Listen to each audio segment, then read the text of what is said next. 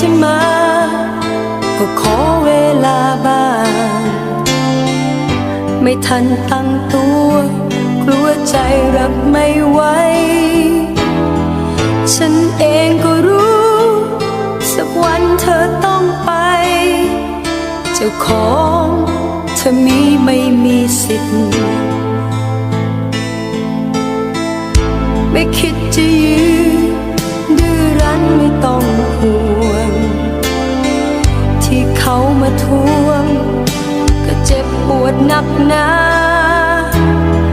เป็นแค่ที่สองเจ็บช้ำตลอดมาไม่อยากให้เขาตราหน้าว่าแย่งใคร